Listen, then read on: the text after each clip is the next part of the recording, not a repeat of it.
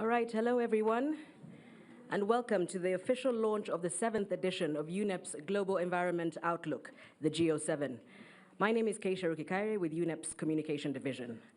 So today we have about 40 to 45 minutes for this briefing, during which we will hear from our panel and then take some questions. The press conference is in person and also being live streamed on UN Web TV.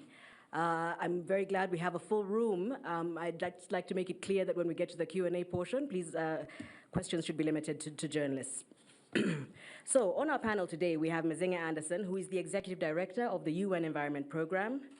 We have Professor Ying Wang, Professor at Tongji University's College of Environmental Science and Engineering and the GEO-7 Assessment Co-Chair. And we also have Sir Bob Watson, former chair of the IPCC and IPBES and a GEO-7 Assessment Co-Chair as well. So without further ado, I will give the floor to UNEP's Executive Director, Mzinga Anderson, for her observations. Thank you.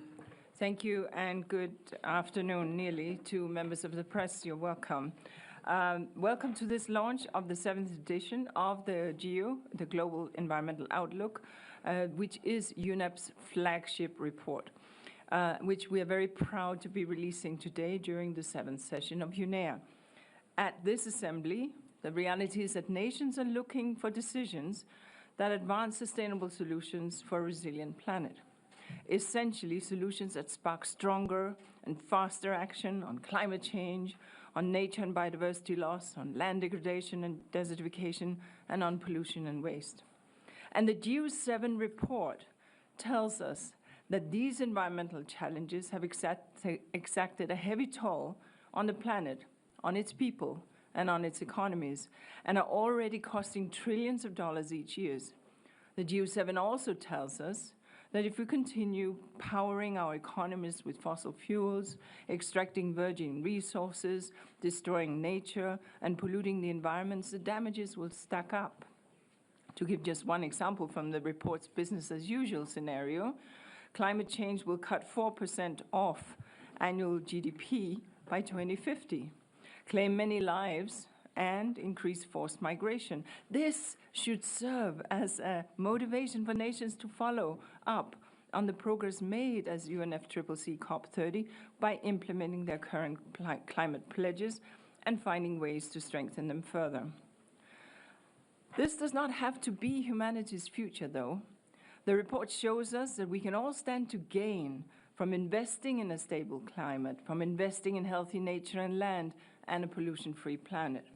The report makes a very compelling case for a whole-of-society and whole-of-government approach to transform the systems of economy and finance, materials and waste, energy and food, and the environment. Doing so could, by 2050, avoid 9 million pollution-related premature deaths, lift 200 million people out of undernourishment, and move 150 million people out of extreme poverty. Yet, yes, there are some upfront costs, but the avoided damages and the longer-term returns on investments more than make up for the investment needed. The global macroeconomic benefits of this path appear in 2050 and grow to $20 trillion per year by 2070 and will boom thereafter. So taking this path starts with moving beyond GDP as a measure of economic well-being, instead using inclusive indicators that also track human health and natural capital, and continues to transition to circular economic models, a rapid decarbonization and of our energy system, and a shift towards sustainable diet, reduced waste, and improved agricultural practices, and expanding protected areas and restoring degraded ecosystem, all backed by behavioral and social and cultural shifts that includes respects, obviously, for indigenous knowledge and local knowledge. Now, this sounds like, and indeed is, a massive undertaking. But there are no technical reasons why it can't be done.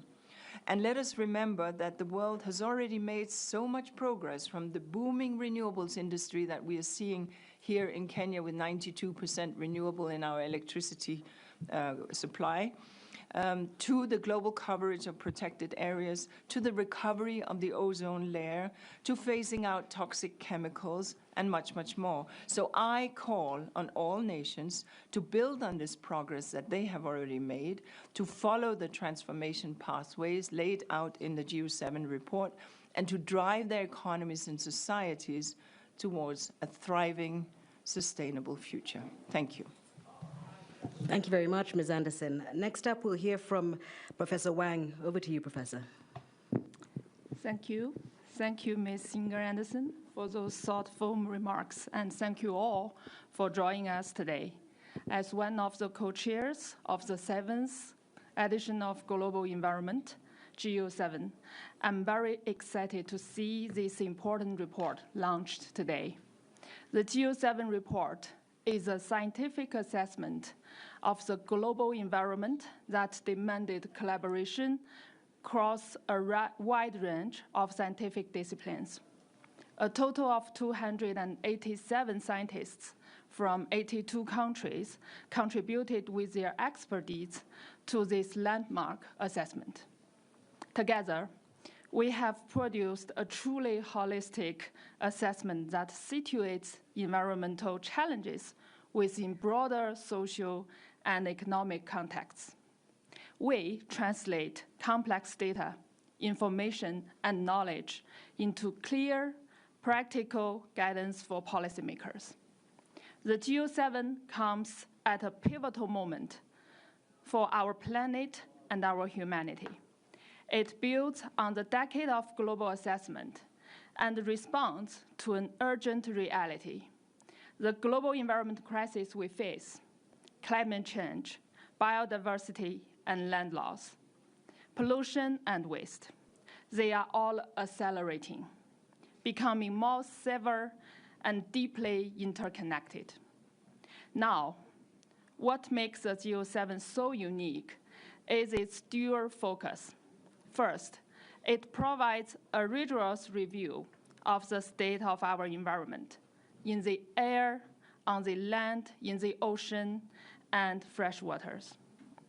And it depicts the interconnected global environmental crisis by drawing on robust scientific evidence and diverse knowledge, including indigenous and local knowledge.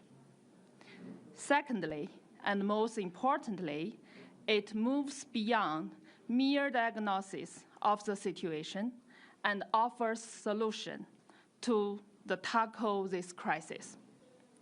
In fact, the GEO-7 report offers integrated and actionable pathways to transform the human systems that drive environmental harm. Systems such as our energies, economics, food, and materials. Moreover, the GEO-7 introduces target-seeking scenarios aligned with global goals and a transformation framework based on the 6 principles and 7 actionable steps.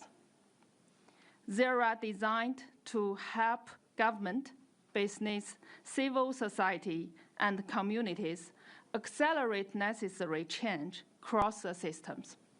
In this regard, it is critical to note that the cost of action is smaller far than the cost of inaction. So, colleagues and friends, our message is very, very simple. Time is running out, but solutions exist. The GEO-7 is here, and it will equip us with the knowledge and tools to act diversely and collaboratively. Now let us seize this opportunity to build a healthier, a more sustainable, a safer, and equitable future for all. Thank you.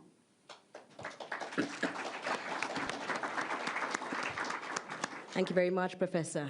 And now we will have a presentation of the report's main findings from Sir Bob Watson. This should start to appear on the screens at some point.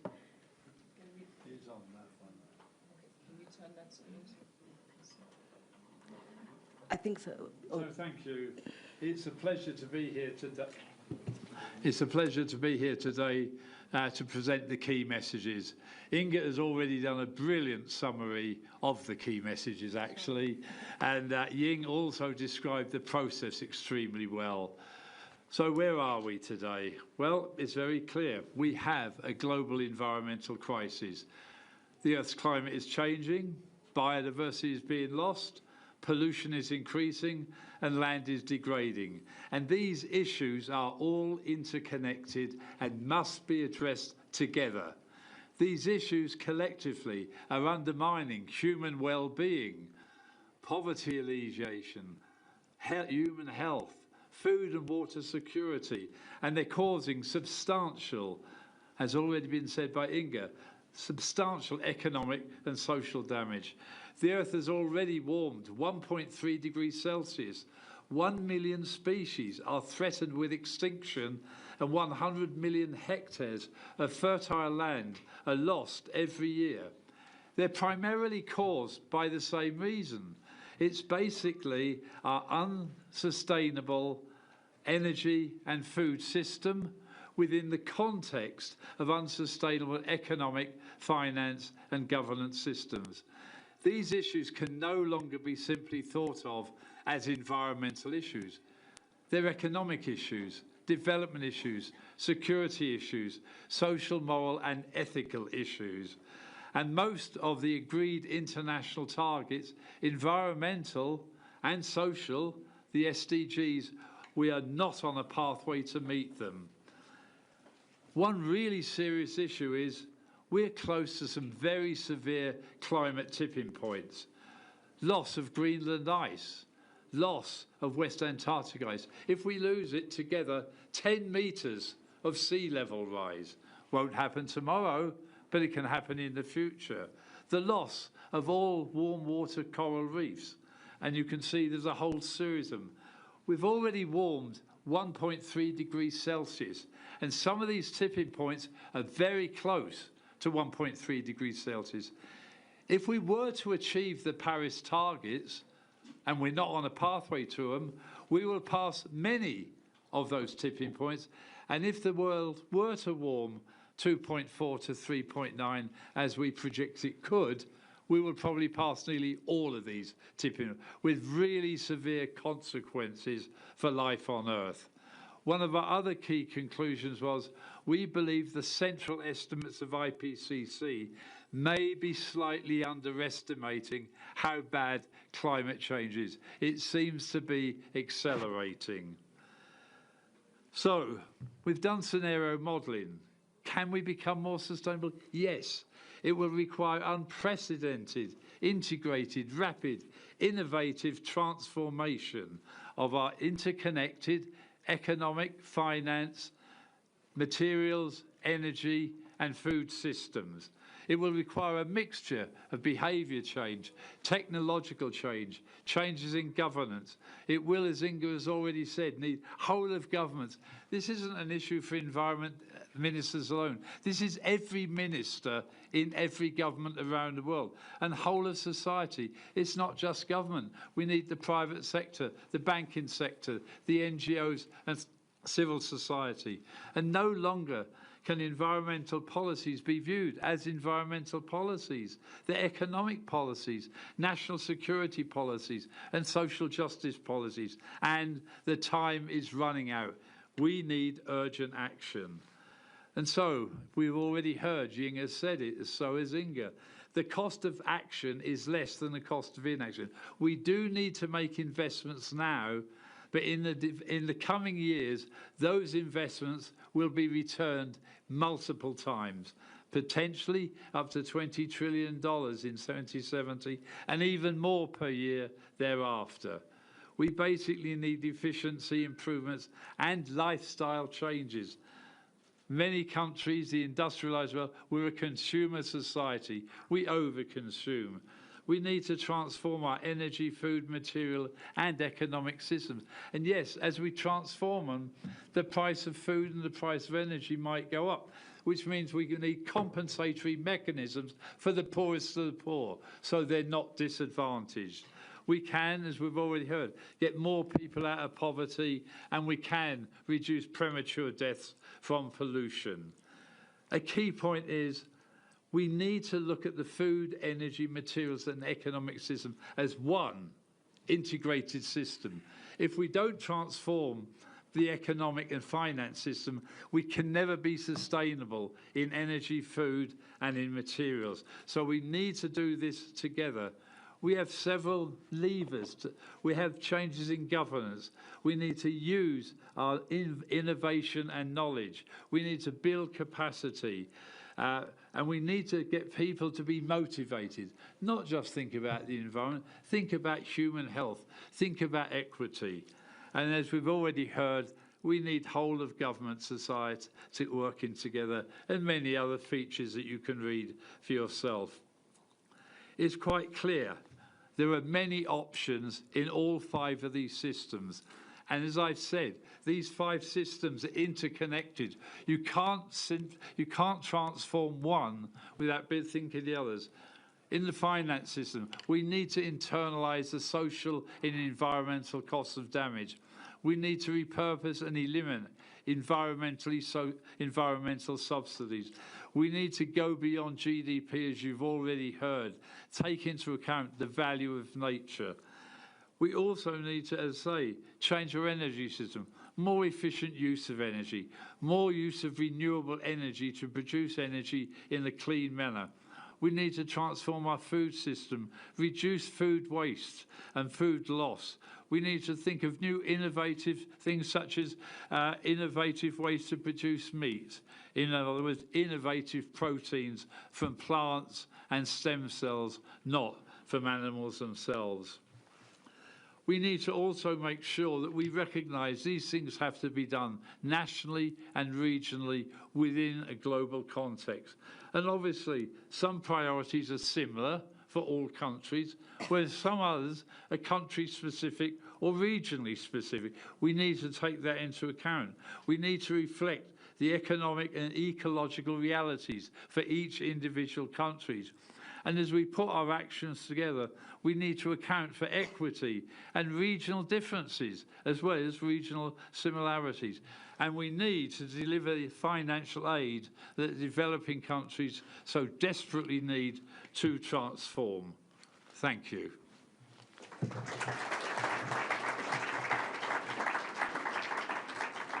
Thank you very much, Sir Bob, and thanks to the panel as a whole. We will now move to the Q&A portion of the press conference. As I mentioned, please, questions are limited to members of the media, and when you do ask a question, please state your name and the media outlet you represent. Over there, we have one. I hope we have a roving mic somewhere. David over there, and then Krishna.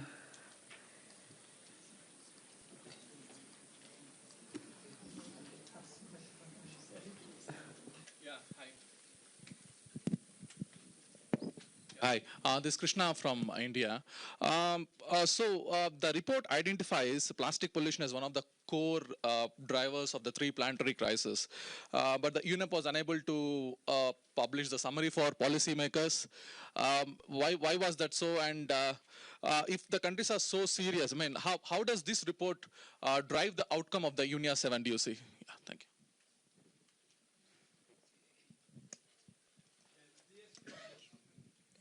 The SPM looks at all forms of pollution. Plastic pollution, as you say, we look at very carefully, and we look at it in the context also of a circular economy, which is going to be crucial for all materials. Embedding and enhancing our use of the circular economy is absolutely crucial.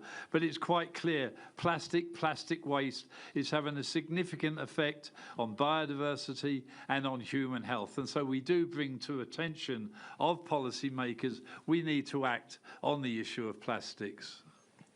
And I think in the previous press conference, I referenced that we are continuing on the plastic negotiations. I was one of the people who argued that we should set a deadline, although it's not a deadline, but aiming to complete the negotiations within the 2-year period. Why? Because it focuses the mind. Had we not done so, we would have had 1 INC per year, which would mean that we would just be about to finish number 3. to the country because of that sense of urgency. We've had 6 negotiations rounds, and we are making progress, and no one has left the table. So the negotiations continue, and we have to understand that other treaties, like Paris, took 21 years. So we are not throwing up our hands to the country. We are putting our shoulders to the wheel, as are other countries.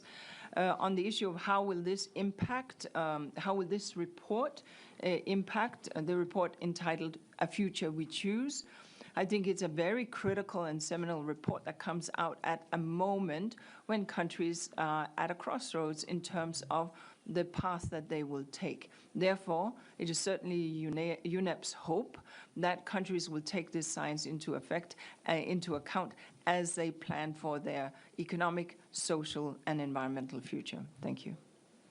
Why is there no summary for policymakers? It was also a question.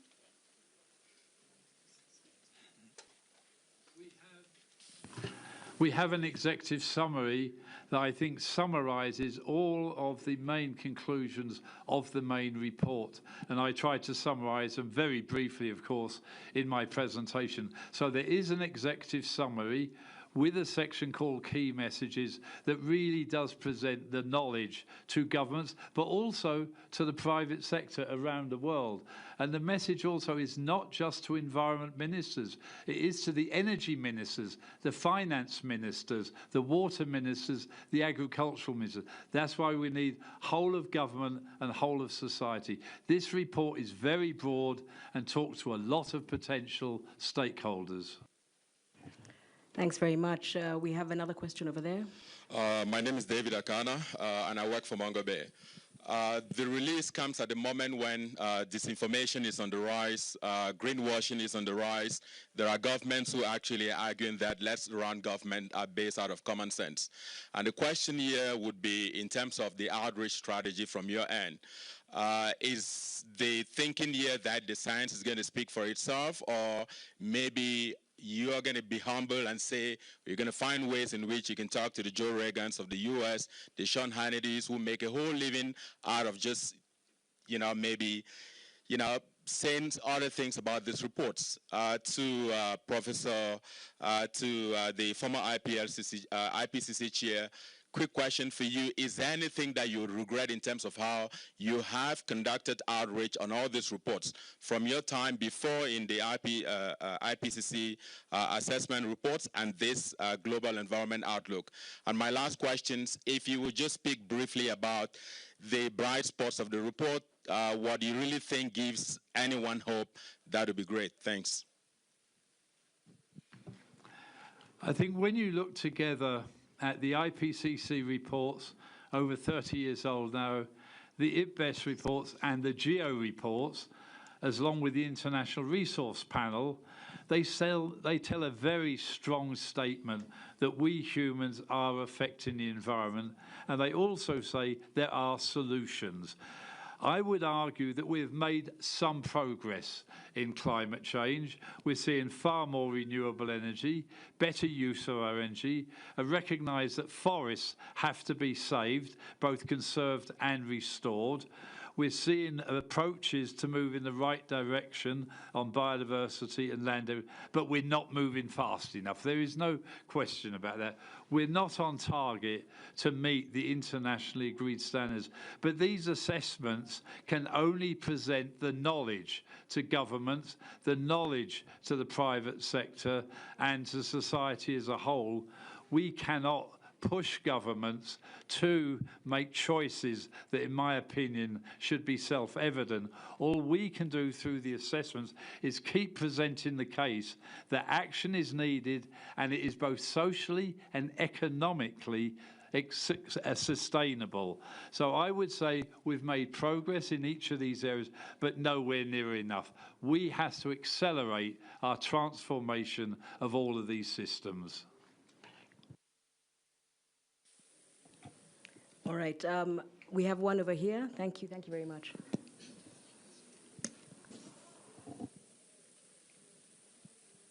Okay, thank you. My name is Sharon Muzaki. I'm a journalist from Uganda. I write with Nature Africa.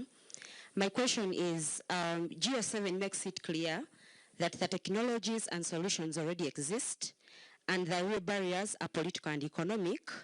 What is the single most important action governments must agree on at UNEA now, this week, to actually shift from promises to implementation and avoid crossing the climate and environmental tipping points the report warns about? I'm not sure I fully understood the question. I'm getting really old and I've got bad hearing, so I do apologise to all of you. If I understood the question, which I might not, and I apologise, what are some of the most important things we should do now? I would personally argue we have to look at all of the systems together, but unless we transform our economic and finance system, unless we try and get the price of energy, food and materials correct, that take into account the environmental and the social costs, if we continue with these unsustainable subsidies, then we cannot have a sustainable energy system, food system or material. So I would argue we need to work on all of these systems at once together, but it must be driven, in my opinion, by changes in our economic and finances. And we desperately need the private sector to work with governments. And in fact, some of the private sector are ahead of some governments. So we need to look at the whole of society, how do all of these things to move together. We have to go away from short-term decision-making to longer-term decision-making. As we've already said, we need the World Economic Forum, and we quote them, says that half of the world's GDP is partially dependent on nature. We must take into account nature and the value of nature in our decision making. Until we do that, we will have an unsustainable economic system. So I would argue we need to drive this, but there are lots of things we can do in every one of these sectors. Maybe I'll just add, since the question was UNEA specific. Of course, UNEA doesn't deliver a solution. The UNEA member states scan the horizons and say, what is it that right now we need to pay attention to? And as you know, there are 15 resolutions in the hopper and are being negotiated as we speak. I invite you to look at them because each one of them touches upon what elements of what this GEO report speaks to. There is a resolution that speaks to deep sea and understanding our deep seas better. There is a resolution that speaks to glaciers and what is happening to our glaciers. There's a resolution that speaks to fires and the greater intensity and frequency with which we are seeing it. There's a resolution that speaks to mining and metals and extraction writ large. And each one of these you will find, and I could go on, but each one of these sort of rhymes with the elements of the solution spaces that are highlighted in the GEO report. That's why and of course we could go back and look at previous UNEA resolutions that have also highlighted elements. And the reality is that on certain areas, member states have taken action. There was a it was a Governing Council resolution that spoke to the dangers around mercury. What happened next was that the world came together, established a convention that is now phasing out mercury, which is why when you go to the dentist today, you will not get mercury in your teeth, or it's being phased out of batteries and light bulbs, etc. These things work. Is it easy? No. Does it take time? Yes. Is it the right way forward? Yes. This is why these solutions in this report matter. Now, we cannot force governments to take it up, as Sir Bob Watson just said, but certainly they are there for the following and for the taking. Yeah, and I think transformation is very highly desired for every sectors, not only government, but also private sectors and industries. We need to change the linear economic systems to a circular economic systems.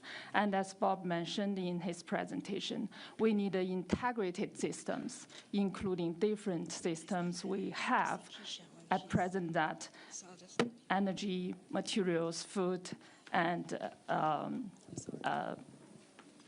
materials. So we need also a transformed evaluation mechanisms, not only relied on the GDP, but also a new evaluation systems. We call it a GDP plus GEP, and plus any other elements we need to fully assessment of what we cost for the development. Thank you. Thank you very much. We have a couple more. Helen over here. Thank you so much. Vivian, sorry. Yeah. Vivian Chinwe, Climate Home News. So the report also did talk about the social sustainability of critical mineral value chains. And the press conference that happened just before this one, where the major groups talked about what's happening, someone in the panel said that, wordings on rights, human rights, workers' rights are being taken down and taken out, and currently none of the resolutions has any wording on human rights and workers' rights. So how does this report help to move things forward on the resolution to help us get that and have that, in the implementation or in the resolution rather? That's one. Then secondly, looking at the geopolitics of things, would you say that the breakdown in multilateralism might affect, I'm just going to get my questions right, because yesterday in most of the interviews that I had, I've heard experts say that even at this UNEP, there's more geopolitics happening than, a focus on the science. So what are you going to say about this and how that could affect the resolutions that will come out of this conference? And would you say that this is being affected by what we're seeing globally with multilateralism, the US moving away and, all of that that's happening globally? Thank you. On the issue of rights, of course, there is another forum that deals with human rights. That's the Human Rights Commission, and based in Geneva. However, what we take note of is that the General Assembly of the United Nations 2 years ago gavelled the human right to a clean, healthy, and sustainable environment.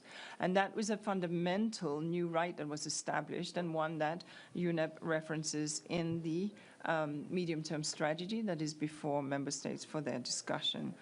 Now, on the issue of multilateralism, we are pleased to say that there are some 170, I speak under the control of my colleagues, countries present here. Over 170, including the large country that you just referenced. And so we very much expect that multilateralism, yes, is it turbulent waters? Yes. Does that mean that we walk away from the science, what it tells us, and the policies, therefore, that must follow that science? No.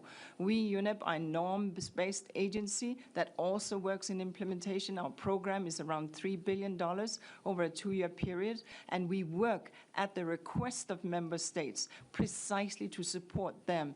The science tells us this, the policies are that, this is what country X would like us to support them with, precisely to create those sustainable pathways. We have also seen this year significant progress in the multilateral space, as well as some hiccups, right? So we celebrate the gavelling and the going into force of the Biodiversity Beyond National Jurisdiction Treaty.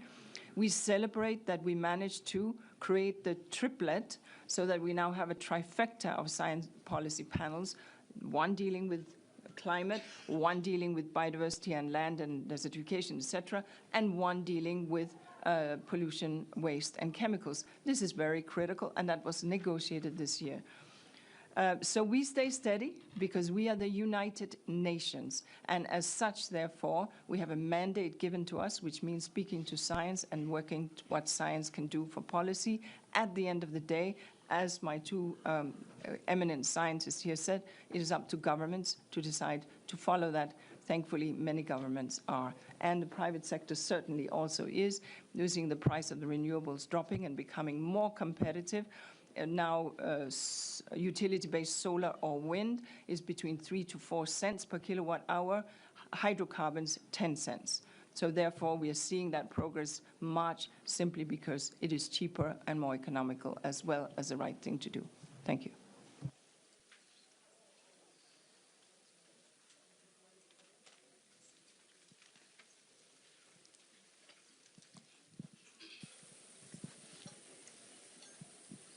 Hello, I'm Aliza Khalid from Pakistan. I'm a journalist, and I have a question that in the last 3 years we have seen a lot of conflicts, and there is... Sorry, what media outlet? Lok Sajak. Lok Sajak. Thank you so much. Okay. In the last few years, we have seen a lot of conflicts, and conflicts have a carbon cost as well. Do you think with the current political instability and so many nations at odds with each other and going wars openly, we would be able to move forward? And is there something UNEP is doing about the wars and the political instability and the countries that are at odds? You may have seen that, and you may be aware that UNEP has a mandate that includes making assessment of the environmental consequences of war, conflict, and disasters. This is based on 3 resolutions that have been taken at UNEP 2, UNEP 4, and UNEP 5. Accordingly, just in the past few years, we've issued some 25 such assessments: Sudan, Ukraine, Gaza, Haiti, and then we can go back into time and look at the Balkans and the Gulf and many, many other places, in addition to what we do related to disasters. We are very proud to have a team that is usually on the ground after disaster within 24 to 48 hours, be it the port explosion in Beirut, be it the polymer spill off of Sri Lanka, or be it the oil spill off of Mauritius, or be it the refinery that was impacted by a tsunami in Lima.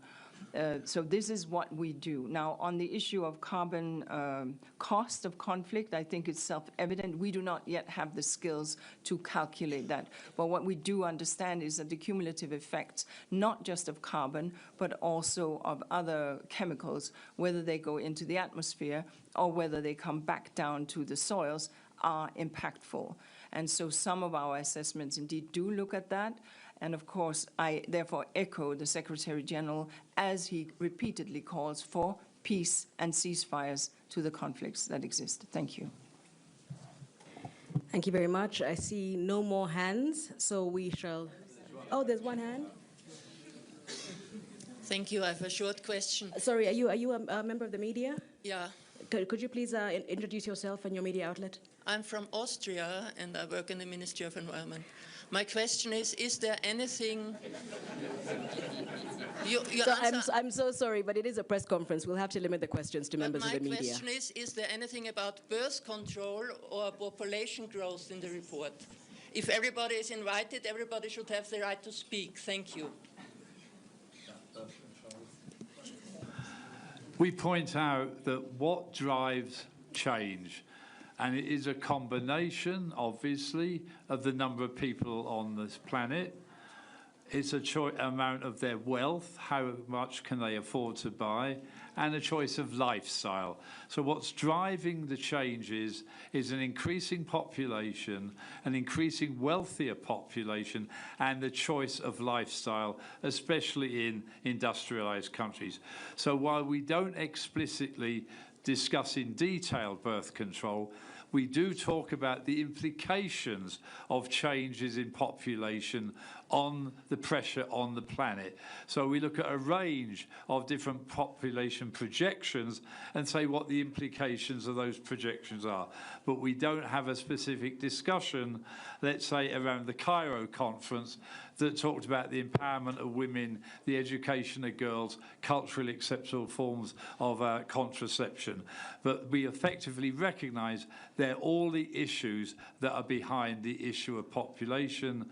Our projections show, and it's consistent with all the UN projections, that population will increase, maybe plateau 2050, 2100. And there's some scenarios that do show population going down after 2050. So the issue of birth control is important. It has to be put into the context of different societies. Maybe just finally to say that since this leans right up against UN Women mandate and UNFPA mandate, that we as the United Nations stands for agency of the girl child, agency of the woman, and full rights to make her own decisions. And therefore we also see, as Bob said, the better, the more the women have access to education and to the labor market. We see that as often very much as a direct function to the number of children she chooses to have. With that, we hand it back to Keisha. Thank you very much. One more here, a natural journalist, I hope. Thanks. Thank you so much. My name is Lily Njero, Nation Media Group, here in Nairobi, Kenya. This is a follow-up to a question that had been asked earlier. Now, the conversations that we've been having with experts here, some of them say that with the situation, with the geopolitics and break in multilateralism, is that countries are now much more emboldened to push their personal interests instead, even at this UNEP, instead of working together. Is this the case, and what can you say about that? Thank you. Multilateralism is thankfully alive and well, and I think we have seen waves of different engagements depending on how the geopolitical settings has been. I take you back to the 50s and 60s, where there were some fairly high waves in the multilateral agencies, even if UNEP did not exist at that time. So I think often those waves will emerge from geopolitical complexities into the halls of multilateralism. Having said that, though, what gives me determination and hope is that all countries are here, engaged. You may not be here, but when you are here at 10 p.m., they're still negotiating hard, looking at finding solutions. Yes, there's still lots of brackets, but clearly there is a determination to find a way forward, and it's not over till Friday when the gavel goes down, and so we will continue to push for exactly those solutions that we know are right for people and for planet. Thank you. So with that, I think we're out of time. I'll just make one quick announcement. There is a side event on the GEO in conference room 1 at 1:45 p.m. where you'll have, I'm sure, more opportunity to ask questions. I'd like to end by thanking our panelists and for lending us their expertise, and our media colleagues, and indeed one non-media colleague for engaging. Thanks very much, everyone. Have an awesome day. Cheers.